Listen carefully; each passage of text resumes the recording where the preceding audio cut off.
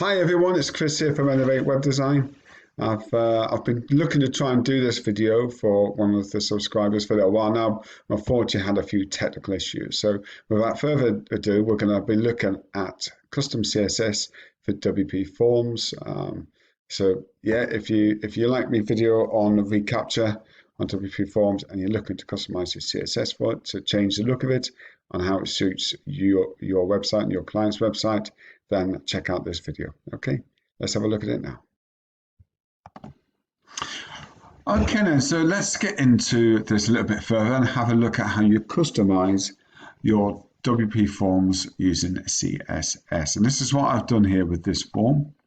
So this form here, everything I've done is just customized. Look on there, that will change color when I hover over it. And this is one of my client websites. Now, the best way to find out how to change this is actually use the inspector tool. On the PC, that is Control-Shift and I, and on the iMac, that is Option-Command and I. And you'll get into this page here on your right-hand side, or this might be the bottom. It doesn't really matter too much where you like it. And I'm going to click on this here. You'll get a slightly different icon when you go onto the iMac, but it does the same thing. And as you can see, if I click on here, it will bring up here the customization that I've made. So this is here for the name bit, and this is what I've done here. If we go down slightly, you'll see this code here. If I highlight that, you can see that's changed all of those elements. So that is the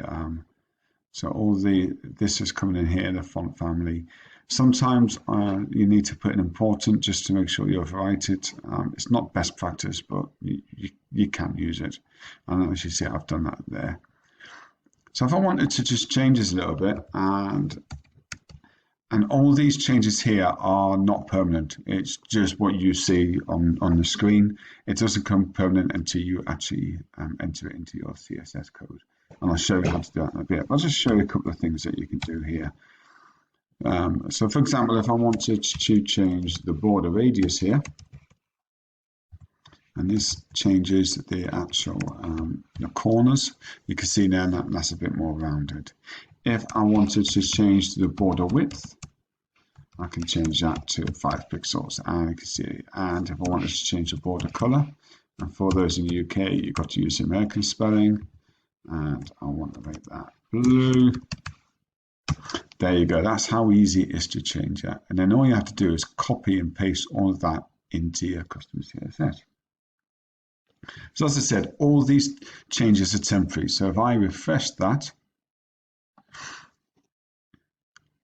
it is just going to be, there you go. It's all gone again. Right. I'm going to put that back in quickly, just so that I can show you how you copy that across. It's border radius.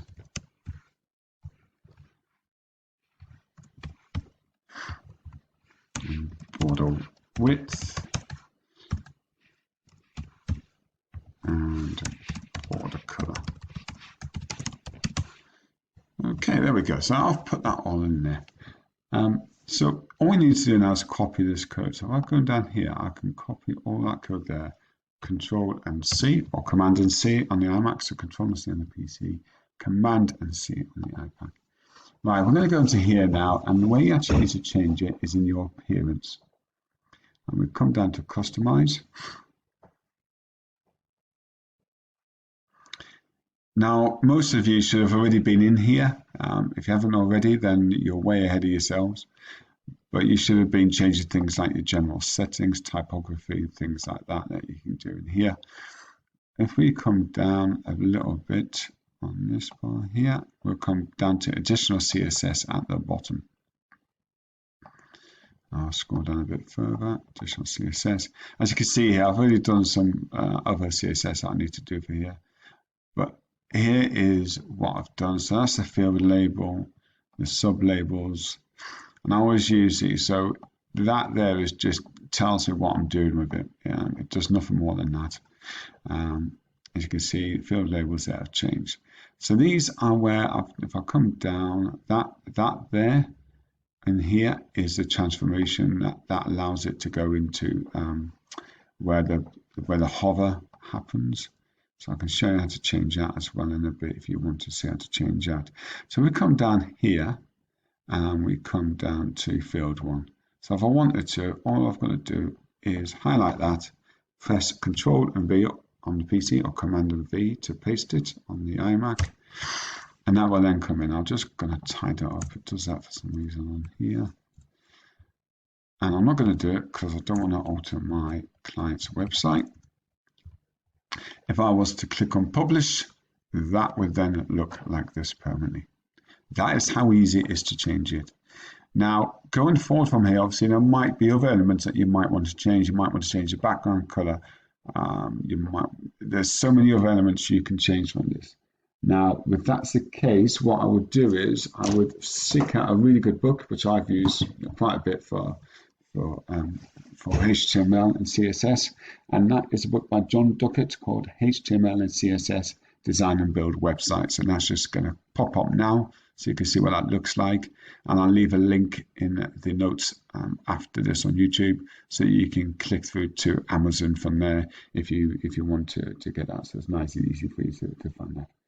So there you are. That's how easy it is to go on to that. So that's a couple of things you can look at how to customize it.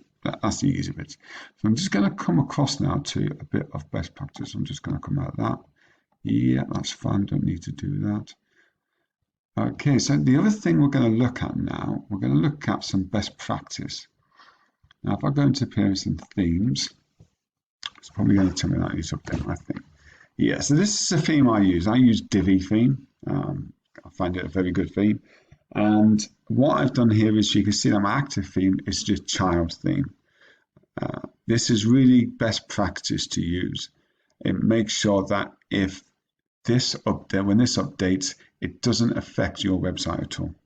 So by using what's called a child theme, it allows you to use all the elements of this, but when you update it with CSS, for example, or HTML, or if you get there, you might even be looking to use JavaScript and other things with it. When you update those or put those into your website, it means when you update your main theme, it's not going to affect your website at all. I've seen it before where people have not done this, not used the child theme, and then when they've updated their actual main theme, and those get updated on a regular basis, then what it does is it resets everything that you've done, and then basically you've got to put in your CSS again. So this way it makes sure that there's no way that's going to happen by having a child theme. Now, I've really gone through the book, and I think that's about it really, guys, for this. What I'll do is I'll look to do a session on how to create a child theme for your website. So that'll be maybe in the next 1 or 2 sessions I'll do on the YouTube channel. What I'd like to say is if there's anything that you think you'd like to know about, please drop me a message in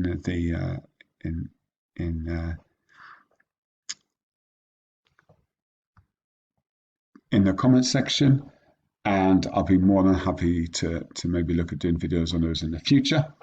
As always, thank you very much for watching. Yeah, you can follow me on Facebook and Twitter. If you've liked this video and you're not a subscriber, please subscribe below in the below, and you can also find further information about blogs and my services at www.elevatewebdesign.co.uk. Okay, thanks for listening.